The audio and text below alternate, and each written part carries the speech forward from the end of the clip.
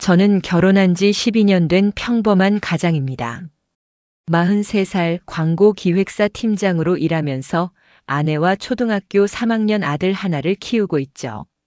언뜻 보면 남부럽지 않은 삶처럼 보일지 모르겠지만 지금 와서 돌이켜보면 그 모든 평온이 사실은 허상이었던 것 같습니다. 올해가 결혼 12주년이었습니다. 크게 챙기는 성격은 아니었지만 아내와 함께했던 시간이 꽤 긴 만큼 작은 이벤트라도 해보자는 마음이 들었어요. 퇴근 후 백화점에 들러 와인 한 병과 장미꽃 한 다발, 아내가 좋아하는 케이크도 샀죠. 아이를 일찍 재우고 아내와 오랜만에 단둘이 시간을 보내고 싶었습니다. 하지만 아내는 그날 저녁 갑자기 외출을 하겠다고 했습니다. 오늘 친구들이랑 모이기로 했어. 예전에 약속 잡은 거야. 미안해. 그 말에 뭐라 할 수 없었어요. 이미 잡힌 약속이라면 어쩔 수 없으니까요. 괜히 준비한 것들이 허무하게 느껴졌지만 내색하진 않았습니다. 그래. 잘 다녀와. 웃으며 말했지만 속은 좀 허하더라고요. 아내가 나간 뒤 혼자 아이 재우고 거실 소파에 앉아 TV를 켰습니다. 와인은 혼자 마시기에는 어울리지 않더군요. 그냥 케이크나 한 조각 먹어볼까 싶어 냉장고 문을 여는 순간 식탁 위에 놓인 아내의 핸드폰에서 알림음이 울렸습니다. 원래 아내는 휴대폰을 거의 손에서 놓지 않는 편이었는데 그날따라 바쁘게 움직이더니 두고 나간 모양이었습니다. 단순한 메시지일 거라 생각했지만 화면을 본 순간 가슴이 철렁했습니다. 오늘도 기대할게요 보낸 사람은 이름이 저장되지 않은 번호였고 문자 내용은 너무나도 의미심장했어요. 물론 친구들끼리 장난처럼 보낼 수도 있겠죠. 하지만 제 아내는 그런 유쾌한 농담을 즐기는 타입이 아니었습니다. 그날 밤 잠을 잘 수가 없었습니다. 아내는 새벽 1시가 다 되어서야 집에 들어왔습니다. 늦은 귀가에 대해서 별다른 설명 없이 술 좀 마셨어. 머리 아파. 폰도 두고 가서 택시 잡는 것도 힘들었네 이 한마디만 하고 방으로 들어가 버리더군요. 분명 이상했어요. 하지만 그걸 가지고 다그칠 수는 없었습니다. 설마 그런 건 아니겠지. 내가 너무 예민한 건가. 스스로를 타이르며 눈을 감았지만 머릿속은 온통 문자 한 줄로 가득했습니다. 다음 날 아침 아내는 아무렇지 않은 얼굴로 아이 아침을 챙기고 있었습니다. 정말 아무 일도 없었던 것처럼 평소보다 더 밝은 표정이더라고요. 그 모습을 보며 머릿속이 더 복잡해졌습니다. 전날 새벽까지 술 마시고 들어왔다는 사람이 저렇게 멀쩡할 수 있을까? 그날 이후로 저는 아내의 행동 하나하나에 민감해지기 시작했습니다. 괜히 아내를 쳐다보는 시간이 늘었고 아이가 잠든 밤이면 거실에 혼자 앉아 자꾸만 생각에 빠졌습니다. 혹시 아니겠지? 의심은 시작되면 멈추기 힘든 법이더군요. 그 주 주말 아내는 또 외출을 했습니다. 이번엔 번역 맡긴 원고 마감이 밀려서 카페 가서 좀 정리할게. 처음 듣는 말도 아니고 프리랜서인 아내 입장에서는 그럴 수도 있다고 생각했습니다. 하지만 이번엔 왠지 모르게 마음이 불편했습니다.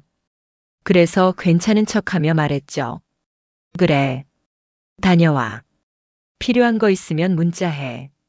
아내는 고개를 끄덕이고 나갔고 저는 창가에 서서 그녀가 골목을 빠져나가는 모습을 지켜봤습니다. 그 뒷모습이 이상하게 낯설게 느껴졌어요. 그날 저녁 아내는 예상보다 늦게 들어왔습니다. 저녁 9시가 넘어서야 귀가했죠. 생각보다 오래 걸렸네. 제 말에 아내는 당황한 듯 살짝 웃으며 말했습니다. 카페가 시끄러워서 두 군데 옮겨 다니다 보니 그랬어. 그녀의 말은 특별히 이상할 건 없어 보였지만 그걸 듣는 제 마음은 편치 않았습니다. 어쩌면 저는 이미 알고 있었는지도 모르겠습니다. 무언가 변하고 있다는 걸. 하지만 그때까지만 해도 저는 아직 믿고 싶었습니다. 제가 너무 예민한 거라고 그저 지나가는 오해일 거라고요. 그러나 그 생각은 오래가지 못했습니다. 아내의 행동은 그날 이후 조금씩 달라지기 시작했습니다.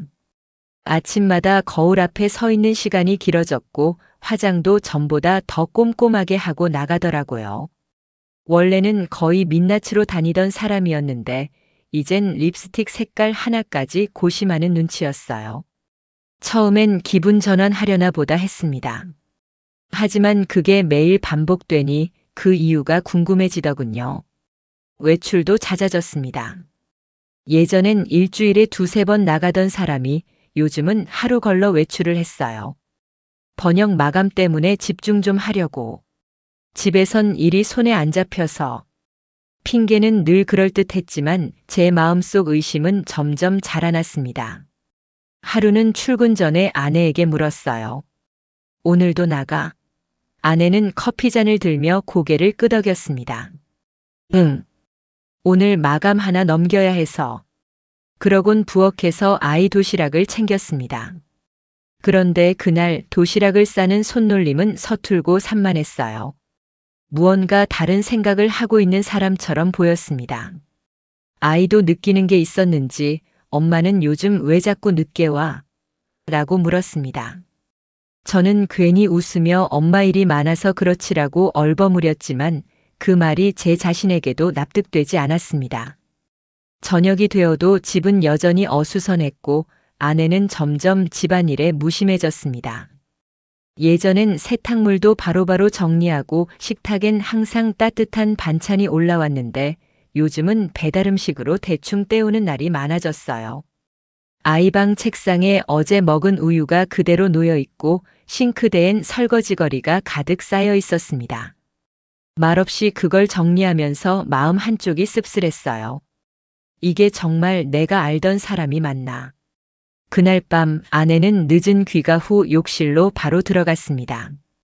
옷은 거실에 툭 벗어두었고 그 속엔 평소보다 화려한 블라우스와 낯선 향수 냄새가 스며 있었어요. 그 향기 어디선가 맡아본 것 같은데. 기억이 흐릿했지만 처음 맡는 냄새는 아니었습니다. 그때부터 저는 메모를 하기 시작했습니다. 아내의 귀가 시간, 외출 횟수, 외출 시 복장, 전화 통화 시간. 대놓고 캐묻기보다 조용히 쌓아가기로 했습니다. 확신이 없을 땐 판단보다 기록이 필요하다고 생각했어요. 며칠 뒤 아내는 집에 있다가 갑자기 전화를 받고 외출을 서둘렀습니다. 갑자기 연락 와서 미안해, 금방 다녀올게. 그 말에 이상한 기분이 들었어요. 통화 내용도 짧았고 통화 후 10분 만에 나가는 게 수상했습니다. 아내가 나가고 5분쯤 뒤 현관 앞에 놓인 쓰레기 봉투를 버리러 나가다가 바닥에 떨어져 있는 종이를 발견했습니다. 어젯밤 10시 48분 강남역 근처 레스토랑. 와인 포함. 신용카드 영수증이었습니다. 그럴 일은 없겠지만 혼자 갔다면 절대 나올 수 없는 금액이었어요. 아내는 분명 어제 카페에서 늦게까지 작업했다고 말했었죠. 순간 가슴이 철렁했습니다. 심장이 빠르게 뛰었어요. 거짓말을 한 거야. 왜? 집으로 돌아와 앉은 자리에서 한참 동안 멍하니 있었습니다. 생각이 많아졌습니다. 그날 이후 아내는 그 영수증 이야기를 꺼내지도 않았고 저도 말하지 않았습니다. 하지만 마음속에 자리 잡은 의심은 이제 쉽게 지워지지 않았습니다. 하루는 일부러 일찍 퇴근해서 집에 들어왔습니다. 아내는 없었고 아이 혼자 거실에서 TV를 보고 있었습니다. 엄마는? 몰라. 카페 간다고 나갔어. 아이의 말이 너무 태연해서 그 말이 더 아프게 다가왔습니다. 아내는 저녁 9시가 넘어서야 집에 들어왔습니다. 오늘 일찍 들어왔네? 아무렇지 않게 웃는 그 얼굴을 보며 내가 뭘 잘못한 걸까 하는 생각이 들었습니다. 그러던 어느 날 중요한 단서 하나가 제 눈에 들어왔습니다. 며칠 뒤였습니다. 아내가 어깨를 자주 만지며 통증을 호소하더니 며칠 전부터 오른쪽 어깨가 너무 아파. 병원 좀 다녀올게. 그렇게 말하고 집을 나섰습니다. 워낙 앉아서 일하는 시간이 많다 보니 목과 어깨에 무리가 온 거라 생각했습니다. 프리랜서 번역가라는 일이 보기보다 고되기도 하니까요. 그래서 저는 그 말을 전혀 의심하지 않았습니다. 병원 다녀오고 나서는 괜찮냐고 묻기도 했고요. 물리치료 몇 번 받으면 좀 나아질 거야. 아내는 그렇게 말했어요. 그로부터 일주일쯤 뒤 식탁에 놓인 건강보험 명세서를 무심코 펼쳐보다가 익숙한 항목 중 낯선 이름 하나가 눈에 들어왔습니다. 박진석 재활의학과 의원. 아내가 다녀온 병원 이름이었습니다. 주소를 보니 집에서 꽤 떨어진 곳이었고 강남구 신사동 쪽이더군요. 왜 굳이 저기까지 가서 치료를 받지? 집 근처에도 정형외과는 많았거든요. 순간 묘한 느낌이 들었습니다. 더 이상한 건 그 병원 이름이 며칠 전 그녀의 통화 기록에도 여러 번 등장했던 겁니다. 워낙에 잘 깜빡하는 사람이라 휴대폰을 집에 두고 나가는 경우가 종종 있었기에 우연히 확인하게 된 기록이었죠. 발신자 이름은 저장되어 있지 않았고 02-5로 시작하는 병원 대표 번호였습니다. 통화 시간은 대부분 짧았고 길어야 1분 내외였어요. 진료 예약 때문이겠지. 그렇게 넘기려다가 이상하게 자꾸 마음이 걸렸습니다. 그날 밤 저는 조용히 인터넷에 병원 이름을 검색해 봤습니다. 박진석 재활의학과 의원 홈페이지가 있었고 대표 원장의 얼굴 사진도 떠 있었습니다. 사진을 보며 어떤 생각이 들었던 건 아닙니다. 다만 무언가 직감처럼 그 얼굴을 어디선가 본 적 있는 것 같다는 느낌이 들더군요. 그러다 아내의 SNS 계정을 떠올렸습니다. 최근에는 거의 사용하지 않았지만 예전에 가끔은 일상 사진이나 책 사진을 올리곤 했던 계정이었죠. 비공개 계정이지만 저는 친구로 등록되어 있어서 접근이 가능했습니다. 오래된 게시글 몇 개를 뒤지다가 작년 연말쯤 올린 한 장의 사진이 눈에 들어왔습니다. 조명 낮은 와인바 테이블. 2잔의 와인잔과 고급스러운 요리. 사진엔 인물이 없었지만 댓글 하나가 저를 멈춰서게 만들었습니다. 다음엔 내가 살게요 댓글을 단 사람은 진석. 순간 머릿속이 하얘졌어요. 익숙한 듯 낯선 그 이름. 병원 원장과 같은 이름. 설마 이 사람? 심장이 뛰기 시작했습니다. 손끝이 얼어붙는 느낌이었습니다. 이름이 흔할 수도 있죠. 진석이라는 이름 한둘도 아니고. 하지만 우연이라기엔 너무 겹치는 게 많았습니다. 병원 이름, SNS 댓글, 멀리 떨어진 병원 위치, 자주 반복되는 통화 기록. 이 모든 게 우연이었을까? 그날 이후 저는 아내의 병원 방문 스케줄을 유심히 관찰했습니다. 하루는 일부러 회사에 반차를 내고 아내가 말한 진료 시간대에 근처 카페에 앉아 있었습니다. 병원 바로 옆 창문 너머가 보이는 자리에 앉아서 1시간 정도 지났을 무렵 멀리서 아내가 걸어오는 게 보였습니다.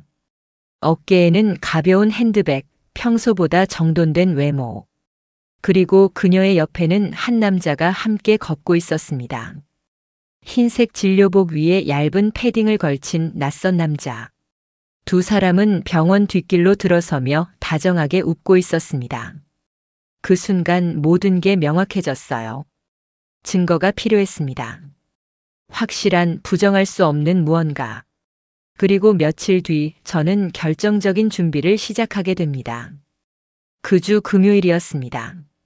아내는 평소와 다름없이 화장을 하고 외출 준비를 하고 있었고 저는 일부러 늦게 퇴근하겠다고 회사에 말을 해두었습니다. 하지만 그날은 정시에 업무를 마치고 조용히 회사 근처 카페에서 시간을 보내다가 저녁 7시쯤 집에 돌아왔습니다. 현관에 불이 꺼져 있더군요. 아이만 혼자 있었습니다. 엄마는? 몰라. 오늘 저녁에 일 있다 그랬어. 아이가 건넨 말은 아주 자연스러웠고 저는 그런 자연스러움이 더 불편했습니다. 아내는 오전에 오늘은 마감 원고 넘겨야 해서 밤늦게까지 일할 것 같다고 했었죠. 그 말을 믿고 싶었기에 그날 저는 아무 말 없이 아이와 저녁을 먹고 조용히 기다렸습니다. 밤 11시가 넘어서야 아내에게서 메시지가 왔습니다.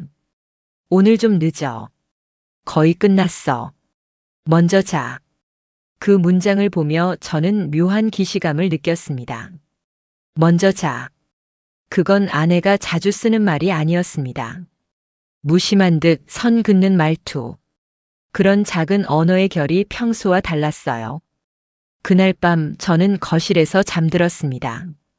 새벽 1시 반쯤 현관문이 조용히 열리는 소리에 눈을 떴습니다. 아내는 살금살금 들어와 조용히 방으로 들어갔습니다. 씻지도 않고 가방만 내려놓고는 바로 누워버리더군요. 오늘 고생 많았지. 제가 조용히 말을 건넸지만 아내는 반응 없이 등을 돌렸습니다. 그 순간 결심이 섰습니다. 섣불리 물어보지 않기로요. 확실한 증거를 손에 넣어야 했습니다. 다음 날 주차장에 내려가 제 차의 블랙박스 영상을 확인했습니다. 아내가 운전한 시간이 기록된 저녁 6시부터 11시까지 하나하나 돌려보며 확인했죠.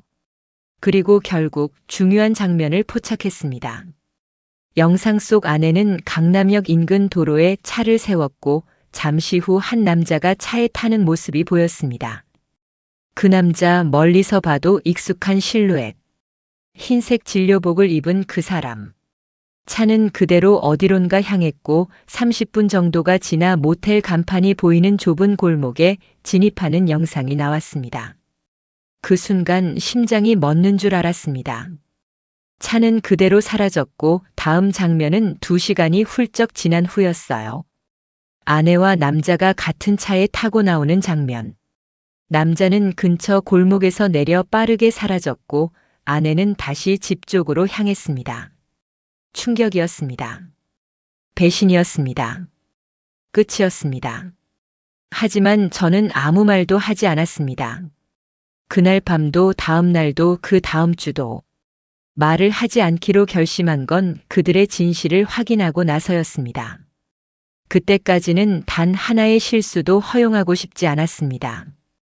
직접 대면해서 화를 내는 건 제 성격이 아니었어요.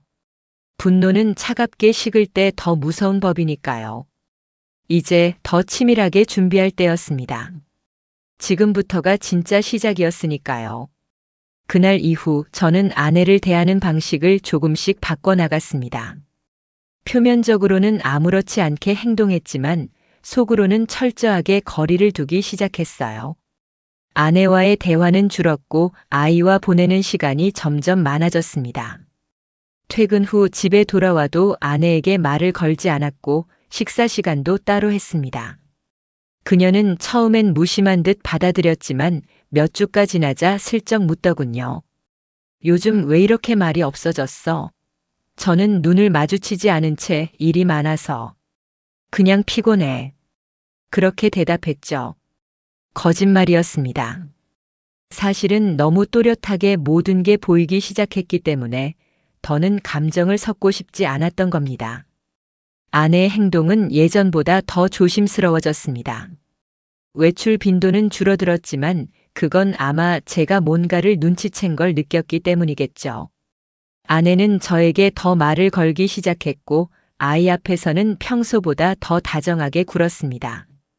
하지만 저는 냉담하게 선을 그었어요. 그 모든 노력이 연기처럼 느껴졌거든요. 아이도 뭔가를 느낀 듯 했습니다. 아빠, 엄마랑 왜 안 놀아? 나랑은 자주 얘기하면서 엄마랑은 안 해? 그 말이 가슴을 찔렀습니다. 하지만 아이에게는 설명할 수 없었어요. 아빠랑 엄마가 좀 바빠고 피곤해서 그래. 말끝을 흐리며 아이의 머리를 쓰다듬는 수밖에 없었습니다. 그리고 저는 그동안 모아둔 증거들을 정리하기 시작했습니다. 차량 블랙박스 영상, 병원 진료 영수증, SNS 캡처, 문자 메시지 백업. 모두 날짜별로 정리하고 USB에 따로 저장했어요. 혹시 모를 상황에 대비해서 법률 상담도 예약했습니다. 상담실에서 변호사는 차분하게 말했습니다. 이 정도면 사실상 입증 가능하십니다. 상간자 소송도 충분히 가능하고요.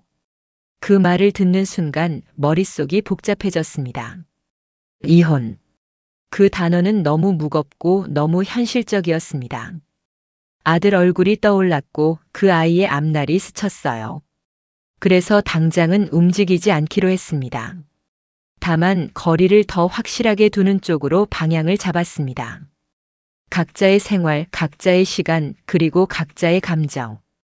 이제 우리는 같은 집에 사는 남이 된 셈이었어요. 아내는 제가 변한 걸 느꼈고 며칠 뒤 술에 취해 들어와서 울었습니다. 나 요즘 왜 이렇게 외로운지 모르겠어. 그 말에 아무 대답도 하지 않았습니다. 그저 속으로 생각했어요. 그 외로움, 이제부터 시작이야. 그리고 그날 이후 저는 두 사람의 관계를 더 깊이 파고들기 시작했습니다. 감정을 다스리며 차분히 그리고 조용히. 아내가 병원에 다녀오는 날 저는 회사에서 연차를 썼습니다. 일부러 아무 말도 하지 않고 아침 일찍 나가는 척하며 근처 카페로 향했죠.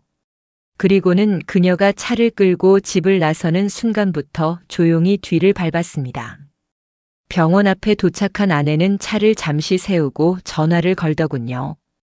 그리고 잠시 뒤 그 남자 두 사람은 눈을 맞추며 가볍게 웃더니 나란히 골목을 걸었습니다. 그 장면을 보는 순간 온몸에 전율이 흘렀습니다. 심장이 뛰고 손끝이 저릿했어요. 하지만 저는 카메라 셔터를 눌렀습니다. 멀리서 조용히, 흔들리지 않게. 그들은 병원 뒤편에 있는 조용한 이탈리안 식당으로 들어갔습니다. 한참을 기다리다 다시 모습을 드러낸 건 40분쯤 뒤였어요. 아내는 그 남자의 팔을 살짝 잡으며 걸었고 그는 아무렇지 않게 받아주었습니다.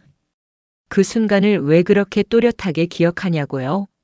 그건 그 모습이 너무 자연스러웠기 때문입니다. 이미 익숙한 관계라는 듯 특별할 것 없는 일상처럼 행동했어요. 그게 더 충격이었죠. 집으로 돌아와 저는 즉시 그날의 사진들을 정리했습니다. 스마트폰이 아닌 DSLR로 찍은 사진이라 화질이 선명했고 시간과 위치 정보도 함께 저장됐습니다. 그날 저녁 아내는 평소보다 밝은 얼굴로 귀가했습니다. 오늘 뭐 했어? 그냥 집에서 쉬었지. 제가 무심히 대답하자 아내는 짧게 고개를 끄덕였습니다.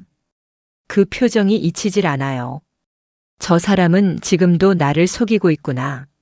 며칠 후 저는 또 한 번의 연차를 썼고 이번엔 더 확실한 증거를 확보하기 위해 작은 액션캠을 설치했습니다. 아내의 차량 앞 유리에 녹음 가능한 장비를 부착했고 GPS 트래커를 차량 하부에 연결했어요. 제가 평소 자동차를 관리했던 터라 아내가 크게 의심할 일도 없었겠죠. 그날 밤 녹음 파일을 확인한 저는 더 이상 아무 말도 할 수 없었습니다. 차 안에서 두 사람이 나누는 대화는 명확했어요. 오늘은 우리 둘만의 날이니까. 누가 밖에서 보면 어떡해? 누가 보면 어때? 숨이 막혔습니다. 가슴이 찢어지는 아픔이 밀려왔어요. 처음에는 믿기 싫었습니다. 하지만 이제 부정할 수 없었습니다. 이건 일시적인 감정도 실수도 아니었습니다. 계획적이고 반복된 관계였고 제 뒤에서 오랜 시간 축적된 배신이었습니다. 그날 밤 저는 아무 말 없이 거실에 앉아 있었습니다. 불을 켜지도 않고 소리도 내지 않은 채 그저 어둠 속에서 아내의 귀가를 기다렸습니다. 문이 열리고 아내가 들어왔을 때 그녀는 저를 보곤 잠시 멈췄습니다. 아직 안 잤어? 응. 그냥 잠이 안 와서. 그 말 외엔 아무 말도 하지 않았습니다. 그녀도 묻지 않았습니다. 하지만 그 순간 저는 느낄 수 있었습니다. 이 관계는 이제 끝이라는 걸. 단지 아직 말로 꺼내지 않았을 뿐이라는 걸. 그리고 그 다음 날 저는 더 큰 그림을 그리기 시작했습니다. 이제는 모든 퍼즐이 거의 맞춰진 상태였습니다. 하지만 저는 여전히 아무 말도 하지 않았습니다. 사람들은 말하죠. 그 정도면 폭발하지 않냐고. 그런데요, 진짜 분노는 소리를 지르지 않습니다. 그냥 조용히 계획을 세우고 실행할 뿐이죠. 저는 일상으로 돌아간 척하면서 아내를 관찰했습니다. 아침이면 인사했고 저녁이면 밥도 함께 먹었어요. 아이 앞에서는 최대한 평소처럼 행동했습니다. 하지만 제 눈은 그녀의 일거수일투족을 놓치지 않았습니다. 아내는 달라진 분위기를 느꼈는지 병원 얘기를 전혀 꺼내지 않았습니다. 자주 다니던 병원도 끊었고 외출도 눈에 띄게 줄었어요. 그렇다고 두 사람의 관계가 완전히 끝났을 거라곤 생각하지 않았습니다. 이런 관계는 쉽게 끝나지 않거든요. 단지 지금은 눈치를 보며 조심하고 있을 뿐이겠죠. 며칠 뒤 아내가 씻는 사이 그녀의 핸드폰을 조용히 열었습니다. 잠금 패턴은 이미 오래전에 파악해둔 상태였고 그녀는 여전히 메시지를 주기적으로 삭제하고 있었어요. 하지만 완벽하게 지웠다고 생각했는지 메신저 앱 안에 숨겨진 대화 기능을 쓰고 있었더군요. 그 안에는 여전히 대화가 남아 있었습니다. 이모티콘은 줄었고 표현은 조심스러워졌지만 문장 사이에 흐르는 정서는 똑같았습니다. 이번 주말은 힘들 것 같아. 당분간은 조심하자. 그 사람 눈치채는 것 같아. 그 사람이라니. 내 이름조차 언급하지 않는 이 관계에서 저는 철저히 배제된 관찰자였고 대상이었습니다. 핸드폰을 원위치에 두고 돌아서는데 순간 현관문이 열리는 소리에 가슴이 철렁했습니다. 아니었어요. 그냥 바람에 흔들린 현관 센서 등이 켜졌을 뿐이었죠. 하지만 그 순간 얼마나 놀랐는지 모릅니다. 그리고 저는 더는 혼자만 알고 있을 수 없다는 생각이 들었습니다. 정말 모든 걸 객관적으로 정리하고 싶었습니다. 그래서 그동안 모아둔 자료들을 하나의 폴더로 정리했습니다. 사진, 영상, 녹음 파일, GPS 동선, 메시지 캡처. 모두 날짜별로 구분했고 PDF로 출력도 해두었습니다. 그날 밤 아내는 평소처럼 아이에게 책을 읽어주고 나왔고 거실에 앉아 제 옆에 조심스레 앉더군요. 요즘 무슨 일 있어? 왜 이렇게 말이 없어졌는지 모르겠어. 한참을 망설이다 겨우 말을 꺼냈습니다. 저는 고개를 돌리지 않고 조용히 말했습니다. 그냥 생각이 많아서. 그 말에 아내는 아무 말도 하지 않았습니다. 침묵. 그 순간의 정적이 너무 깊어서 마치 모든 진실이 그 침묵 속에서 다 들리는 듯 했어요. 이제 저는 알고 있었습니다. 그녀가 아직 들키지 않았다고 믿는다는 걸. 그리고 그게 곧 저의 가장 강력한 무기가 될 거라는 걸. 이제는 제가 모았던 증거들을 확실하게 활용할 시간이라고 생각했어요. 증거는 충분했고 감정도 정리됐습니다. 이제 남은 건 행동뿐이었습니다. 다만 이혼이라는 극단적인 선택을 바로 꺼내는 대신 저는 조금 다른 방식으로 먼저 신호를 줘보기로 했습니다. 그날 밤 아내가 잠든 틈을 타 서랍에서 가족 통장을 꺼냈습니다.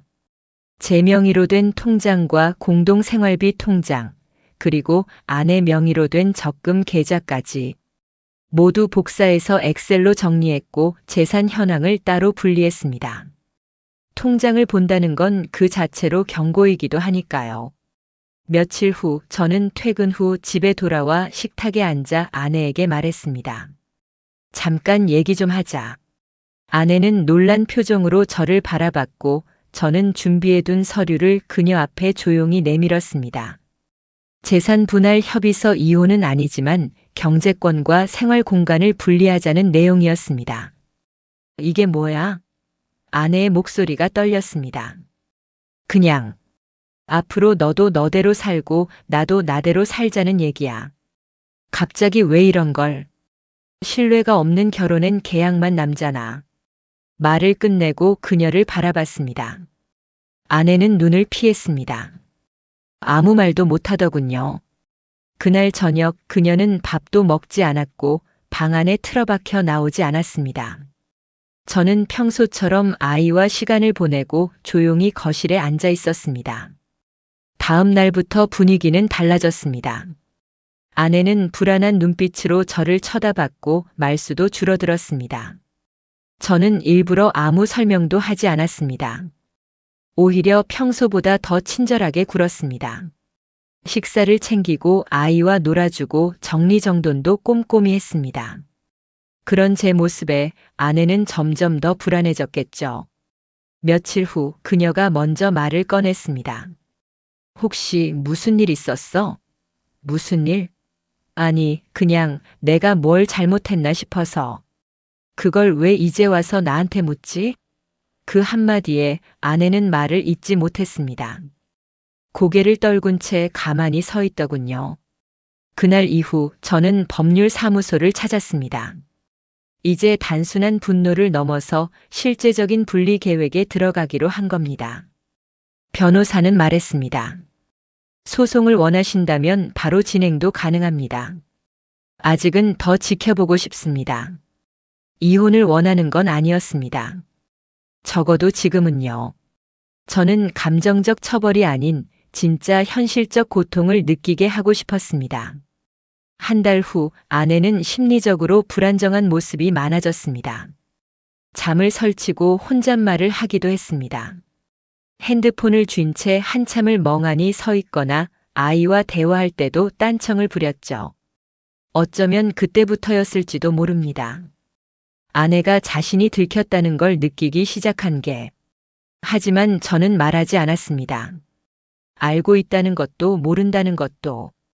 그 어떤 판단도 하지 않은 채 그저 그대로 두었습니다. 그게 가장 깊고 조용한 처벌이라는 걸 아내는 점점 깨달아가고 있었을 겁니다. 그날 이후 저는 본격적으로 움직이기 시작했습니다.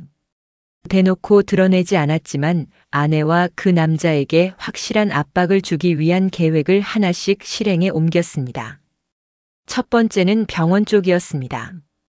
박진석의 클리닉은 강남권에서 꽤 입소문이 난 재활의학과였습니다. 제가 찾아낸 온라인 후기들 중 일부는 분명 조작된 것이었고 무조건적인 칭찬 일색이었습니다. 저는 익명으로 환자 입장에서 느낀 의구심을 바탕으로 과잉 진료, 비전문적인 대응, 여성 환자에 대한 불편한 시선 같은 뉘앙스의 리뷰를 작성하기 시작했어요. 모두 사실과 다르진 않았습니다. 그가 제 아내에게 보여준 행동은 누가 봐도 환자와의 선을 넘은 처신이었으니까요. 두 번째는 소문이었어요. 박진석이 운영하는 병원 근처 카페, 음식점, 약국 직원들에게 의도적으로 대화를 유도했습니다. 요즘 저 의사 선생님 여자 환자들한테 좀 유별나다던데요. 지나가다 보면 자꾸 누가랑 같이 나오는 것 같더라고요. 이렇게 작지만 반복된 말들은 곧 주변의 묘한 분위기를 만들기 시작했습니다. 확실한 근거가 없더라도 사람들은 언제나 이야기에 약하니까요. 세 번째는 아내의 사회적 관계였습니다. 그녀는 프리랜서 번역 일을 하면서도 몇몇 출판사와는 꾸준히 연락을 주고받았는데 그중 한 곳과 우연히 연락이 닿았습니다. 전혀 모를 줄 알았겠지만 그 출판사 대표는 저와 같은 대학을 나온 선배였습니다. 자연스럽게 식사 자리에서 대화를 꺼냈습니다. 요즘 서영이 좀 바빠 보이더라고. 응, 근데 이상하게 연락이 잘 안 닿아. 뭔가 조심스러워 보이지 않아? 그런 말 몇 마디면 충분했습니다. 상대가 알아서 상상하고 아내에 대한 인상은 서서히 바뀌어 가기 시작했습니다. 그리고 저는 마지막 준비에 들어갔습니다. 그들의 관계를 정확히 법적 영역으로 끌어오기 위해 그동안 모은 증거들을 변호사에게 넘겼습니다. 이 정도면 상간자 소송으로는 거의 완벽합니다. 그쪽도 반박할 수 없을 거예요. 하지만 저는 서류를 바로 접수하지 않았습니다. 일단 박진석이 그 사실을 눈치채게 만들 필요가 있었거든요. 며칠 뒤 박진석의 병원에 한 통의 우편이 도착했습니다. 내용은 간단했습니다. 귀 병원의 윤리적 문제에 대해 환자로서 유감을 표합니다. 해당 사례에 대한 자료는 현재 정리 중이며 한국의료윤리협회에 문의 중입니다. 이름은 쓰지 않았습니다.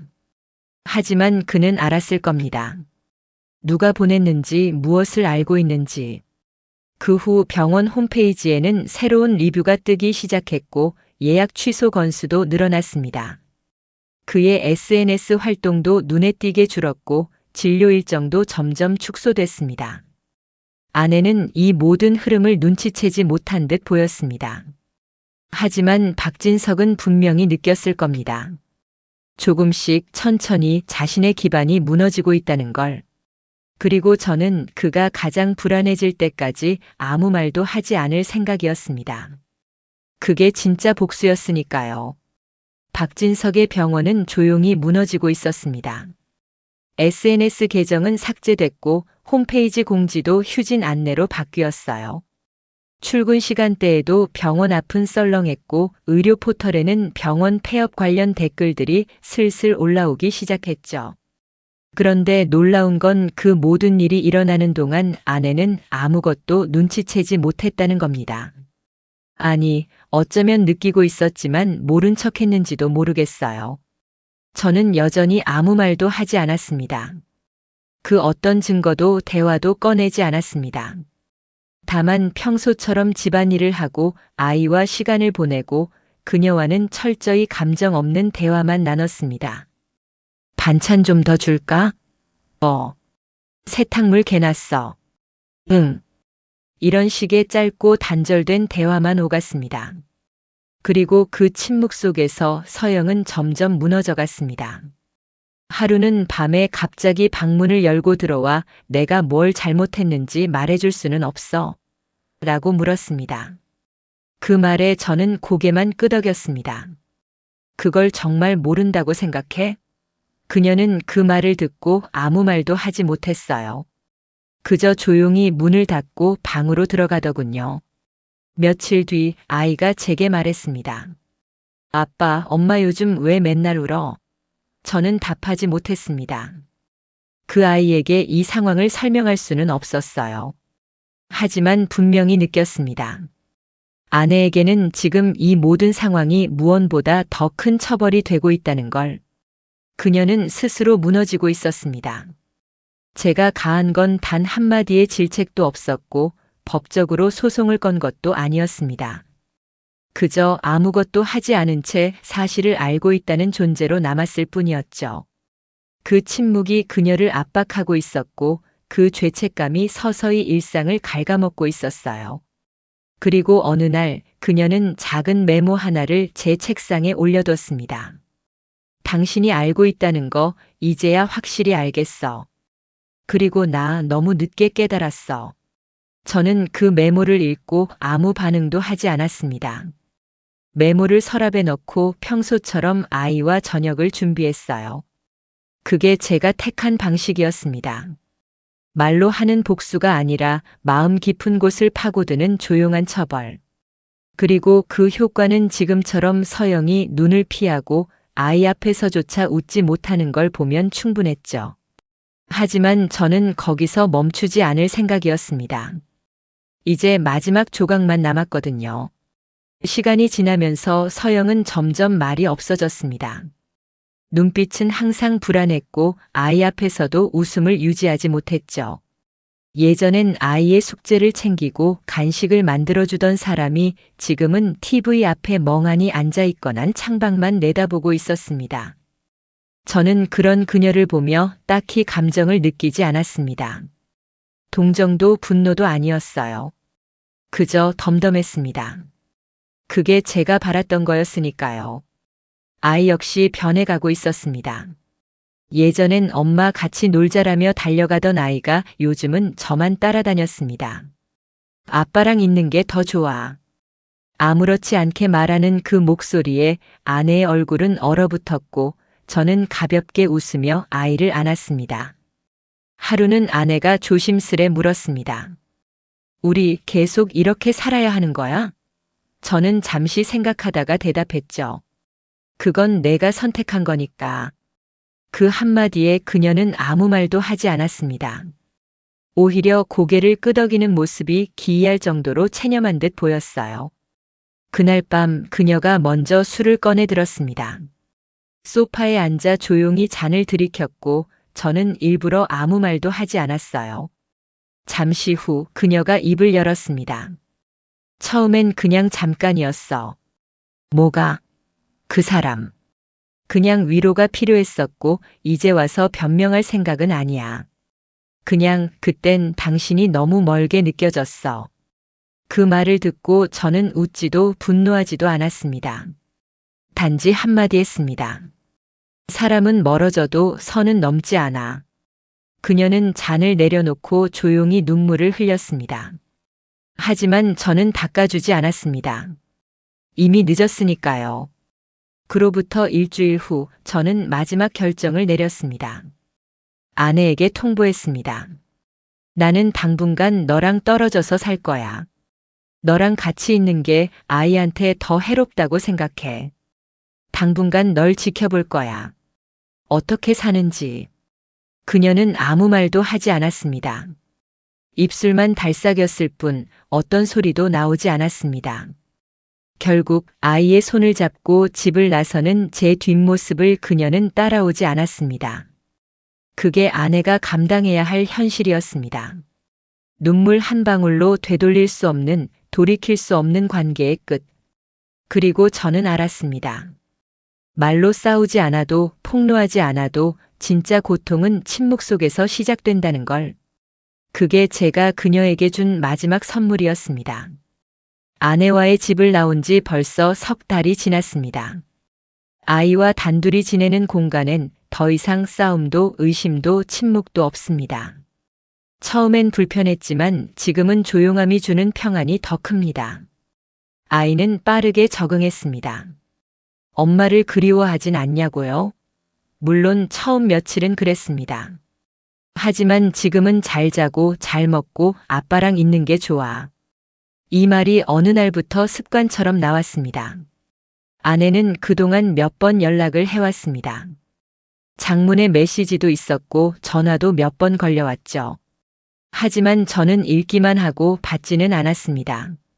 한 번은 이렇게 적혀 있더군요. 나는 이제 알았어.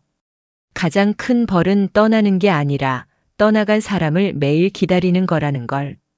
그 문장을 읽고도 저는 아무런 감정이 들지 않았습니다. 단지 끝이라는 걸 다시 한번 확인했을 뿐이죠.